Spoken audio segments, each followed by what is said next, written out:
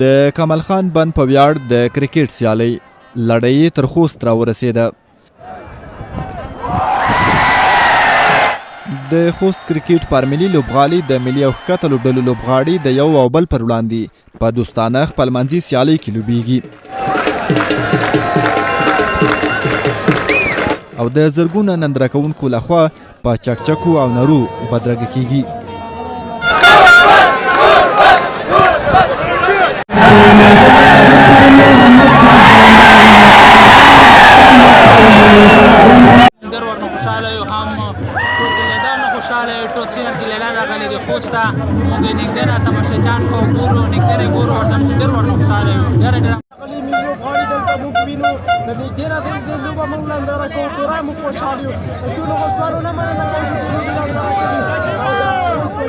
نوم مې حبیب رحمان دی، د خوست ښار اوسېدونکی یم. دلته راغلی یم چې تر څو پورې د خپل ملي لوبغاړي وګورم او تشویق یې کړم. د کرکټ ملي لوبغاړي هم په کور دننه دا ډول سیالۍ ښې ارزوي او وایي تر څو چې نورې نړیوالې مسابقې برابریږي د دوی تمریناتو لپاره ښه فرصت دی.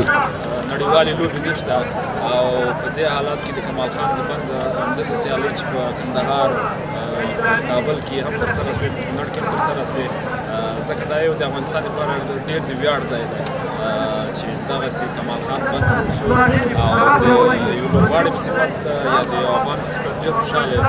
د کمال خان بند په ویاړ په خوست کې ډېره ښه لوبه وشوه چې ټول د ملي ټیم لوبغاړي راغلي وو، نو ټول خوست میشتو خلک راغلي وو، نو خلک ډېر خوند ورنه واخیستو.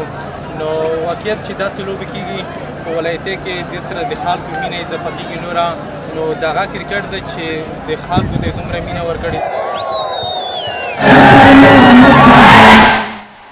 د کرکټ بعضې شانونکي او مینوال بیا د افغان بورډ اداره ناکامه بولي او وایي چې په دې خاطر چې لوبغاړي او مینوال بوخت وساتي دا کار یې کړی، ځکه دوی له نړیوالو لوبډلو سره په مسابقو تیاري کې پاتې راغلي دي. سید وزیر اند، آزمون راډیو، خوست.